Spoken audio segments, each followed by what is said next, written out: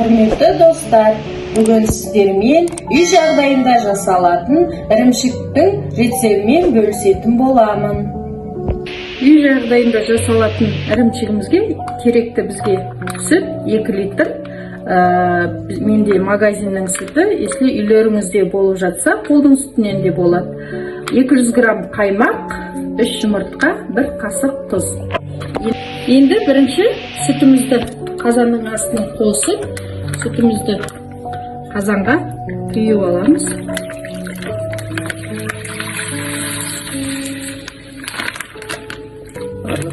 Құйып.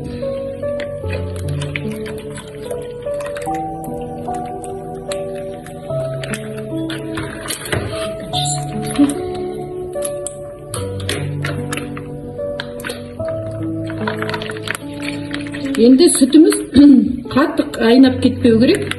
Сүтіміз енді қайнап келе жатқанда қазір салмамызды саламыз. Бірінші сүтті құйып алайық. Сүттің астын қосып қойдым. Енді сүтіміз кішкене қайнасын. Енді салмамызға қазір сүтіміз қайнаған кезде саламыз. Оған 3 жұмыртқамызды жарып, осы 3 жұмыртқаның үстіне сметананы салып, 3 жұмыртқамызды жарып аламыз. Енді осыған 200 грамм қаймағымызды саламыз.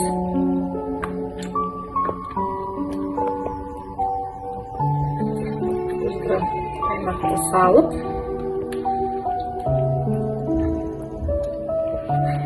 араластырып, бұл салманы әбден араластырасыз. Қазір кішкене қасықпен араластырып алайын. Сосын кейін үйде венчикпен жақсылап араластыруымыз керек.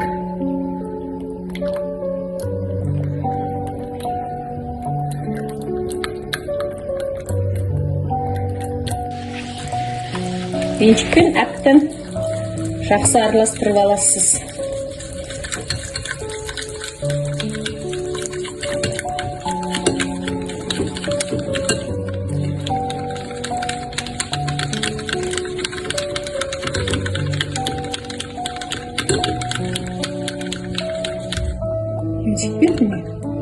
Осылай жақсылап араластырып аламыз.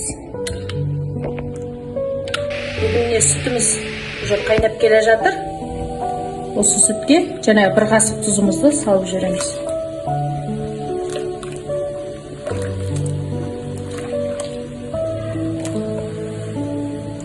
Қасық тұзымызды салып,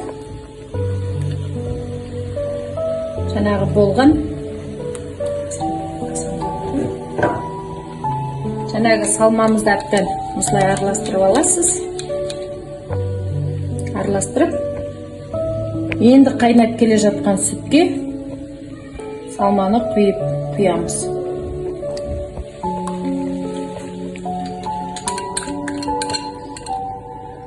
Құйып,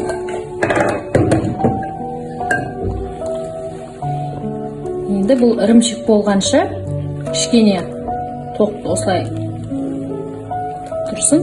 Қазір кішкене қайнай бастаған кезде астын азайтып, 4-ке қойып азайтып, ақырынға ірімшік болғанша қайнатамыз. Осылай іртіп болып, сүтті қойып, ақырынға қайнатуымыз әбден іртіп болғанша. Сүтіміз дайын болды. Енді астын өшіріп, арнайы менде андай дұршалап, осы дұршалаққа марлымызды қойып ап, енді осыған сүзіп сүтімізді құямыз.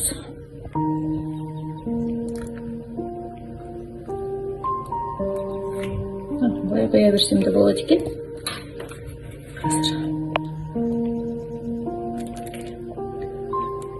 Шалықтан сүзіліп,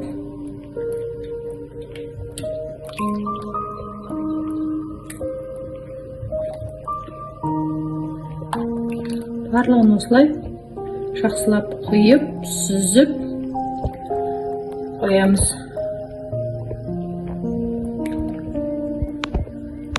Барлығын осылай барлыға жаңағы немізді құйып, енді бұны әбден ыстық болады, байқаңыздар. Мынаның несін басып, суын ағызып, бұның үстіне қазір мен ауыр нәрсені қойып, 5-6 сағатқа қойып қоюымыз керек. Неғұрлым кешке жасасаңыздар, таңертеңгіге дайын тұрады.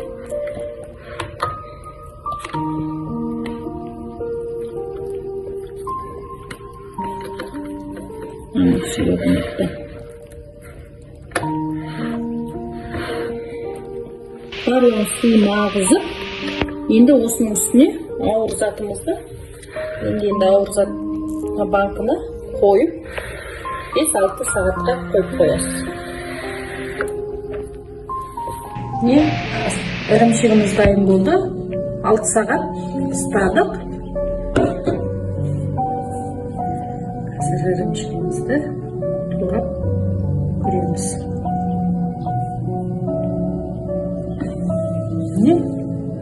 Қандай ірімшік болды.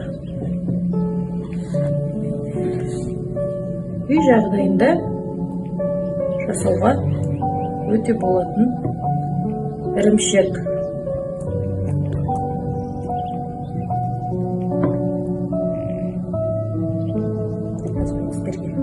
Жақсы өте туралады. Қандай үй жағдайындағы дайындауға болатын ірімшік. Өте дәмді, жақсы әзірлеуге болады. Үй жағдайында жасалатын ірімшіктің рецебі сіздерге ұнап жатса, менің каналыма тіркеліп, лайк басып, комментарий қалдыруды ұмытпаңыздар. Сау болыңыздар.